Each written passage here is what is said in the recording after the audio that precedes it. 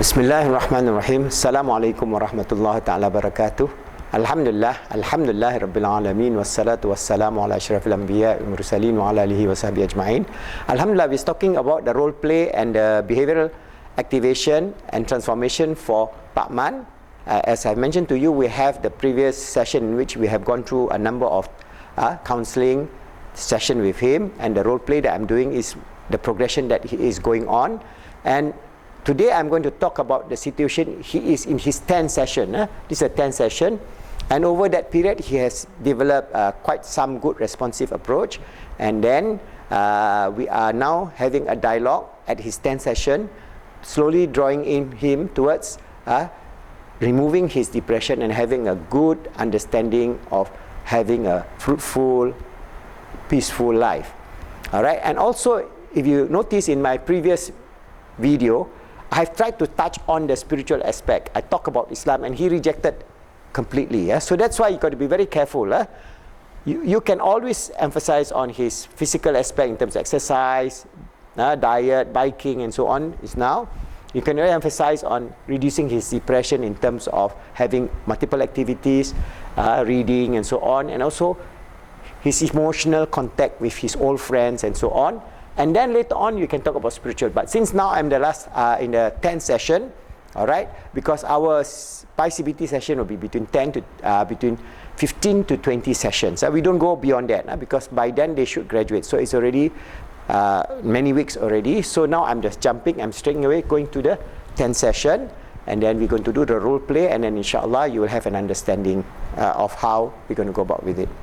Okay, this is Pak Man. This is me. Assalamualaikum Pak Man, how are you today? Alhamdulillah, I'm fine, but I still feel very sad. You know, I still feel hopeless. Well, Pak Man, I see that you're still doing diligently activities, which is good. Now, this we have your latest activity chart, all right, and I can see there's a lot of progress. In a way, but you know, I still feel hopeless. This is where I think, you know, because I'm alone now. I feel this loneliness, and this loneliness is killing me. Well, inshallah, I think we all will go through life in some way or the other. Sometimes we are alone, sometimes we are with our family, but life is a cycle, all right? Some of us will return to God much earlier, some a bit later. So in your case, your wife has left you to go to the next world. And for yourself, I think you have to feel the goodness of this world in whatever way that you can. Yeah, I understand that, but you know, I just cannot get these negative thoughts, nagging thoughts, you know, that, you know, I feel like dying, I feel like dying, I feel like going away, I feel like going away, and it's repeating in my mind so very badly. It's just like some dark cloud over me all the time. So I don't know how to get rid of it. You know, you have given me some idea, but I still find no peace, no happiness. You know, I find no way out. Well, I think based on your activity now, it's not that bad actually. You're actually moving around. So I'm looking at activity now. Okay, it's good. Or even though you still watch a lot of TV, but your satisfaction on TV watching is only 2 or 3, which is okay. All right, you still stare out of your balcony, but now I see that you're already going down to the little playground there, and you met Johnny. Yeah, I met my old friend Johnny, and he has his two grandchild there. So as he look after his grandchild, I have some chit chat with him. I spend about half an hour with him, and I also look now you have spent about half an hour riding your bicycle around the neighborhood, and before you buy your dinner. Yeah, I'm doing that.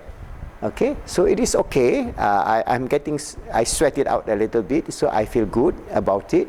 But as I say, I mean, generally I'm much better than you know, over the last 10 weeks ago, but I think I still feel hopeless.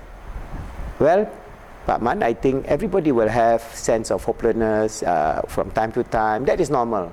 So that would not classify in terms of being severely depressed. It could be sadness.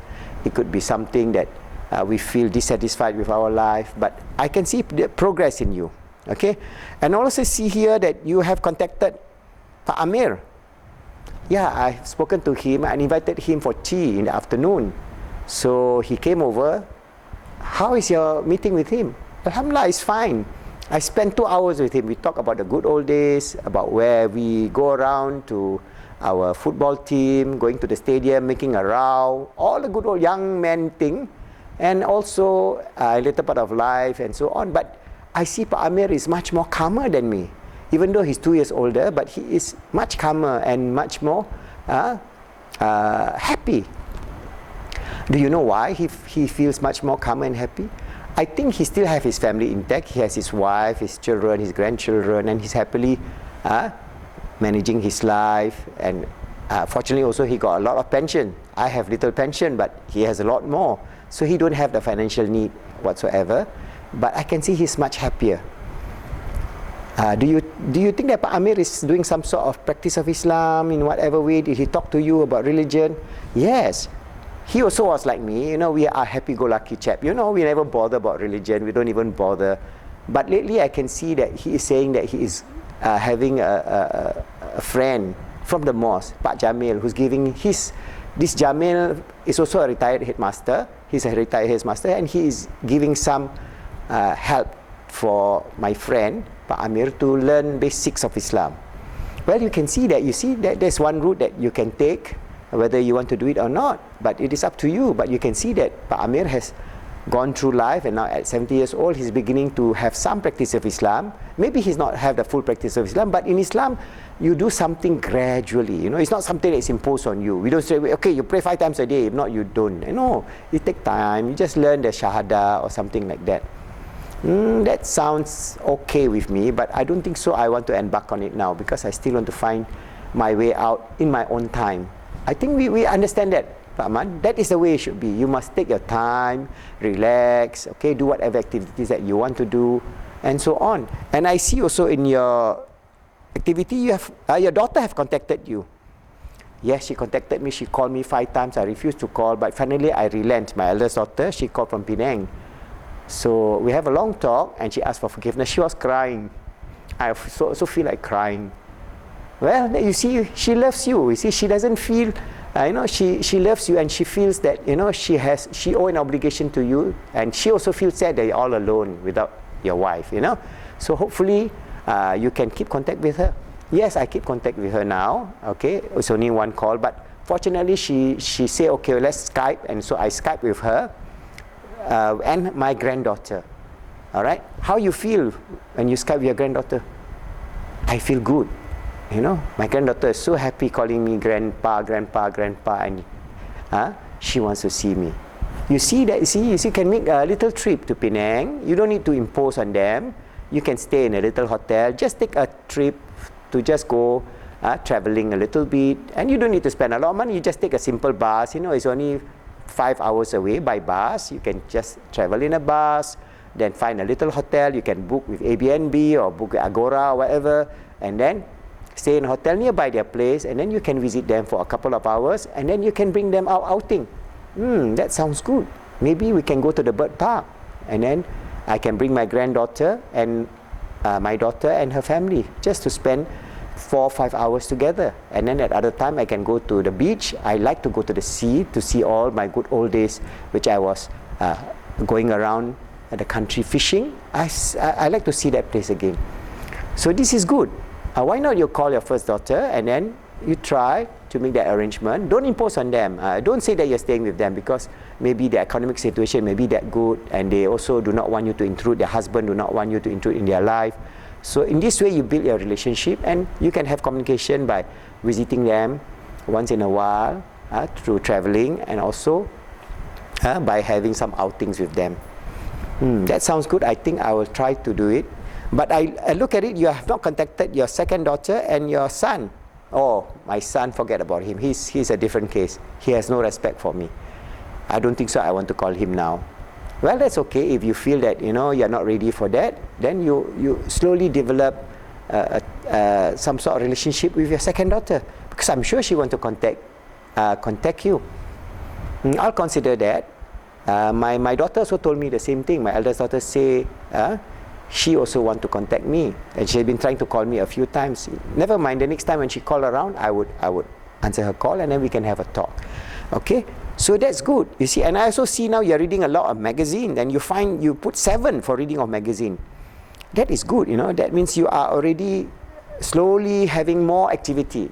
You are going bicycling. You can see, I see you bicycle for 30 minutes before you buy your dinner, which is very good. Yeah, I'm sweating myself out and then I'm bicycling. So each time I bicycle, I feel good also. And I have a good exercise and then I buy my dinner. All right. So I can see that since you like, just instead of watching TV or on it, why not you do more reading? And I have some books as a loan for you. You know, I have this book. One is, I can loan you. I got hundreds of books in my library, my personal library. You see, this is a little book called Get Well.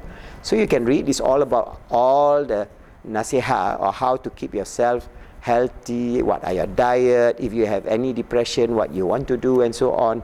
And I have another book called Freedom Self Punishing Thoughts. Because when you are depressed, you told me that you cannot get out of that darkness of the feeling. This is some techniques that you can read. It's a little book, you know, you can read this book maybe in a day or two, and then you have a lot of techniques here for you to actually, inshallah, overcome some sort of problem in terms of your inner speech, or how to become peaceful, calm, happy, so that you then move away from depression to normalcy. And I also have this little book by my late teacher, No Islam. No obligation, you just can read this book, and then if you find that at a later date you are happy to know about this, you can contact Pak Amir, because he has his friend Pak Jamil, who is doing volunteer work in the mosque, and he's willing to teach all old people who wants to study a little bit about Islam, especially when they are 60, 70, 80 years old. And he is a very gentle, nice gentleman. He was a headmaster before, and he loves doing it at free of charge, no charge. So, and he also, you don't need to go to the mosque. He will come to your home, or you can meet in a park, or have tea in a restaurant, and then he will just give you some discussion about Islam for about 45 minutes, and that's it. There's no imposition. That sounds good, but anyway, I'll take my time. But since you're giving me this book, I'd like to borrow these 3 books and try to read as much as I can. I'm enjoying it, inshallah. All right, Pak Man. So I think that is good. Once you finish this book, I have plenty of other books to give it to you, and then we build up our connection. Because once we have circle of friends, we have less time to be remorseful, to be sad, to be depressed. We have more and more activities, and then more things for us to do, and then inshallah we'll be happy. And then with the grace of Allah, you will then be able to have a good life, because Allah subhanahu wa ta'ala wants us to have a good life on this earth and a good life in the hereafter.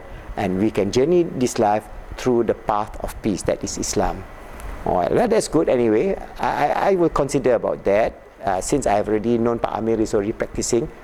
We are still, you know, happy-go-lucky guys, but now he seems to be transforming himself. I don't mind if I can just be with Pak Jamil when he is with Pak Amir, and then maybe learn something. That's good, Pak Man, and that is the way that we progress, and I see you have progressed a lot. Alright, so I don't think so we need to spend a lot more time. Maybe I'll just do a few more sessions with you, and then I'm sure you're on the way to recovery and having all the joy of life which you deserve, inshallah. Thank you very much. See you again.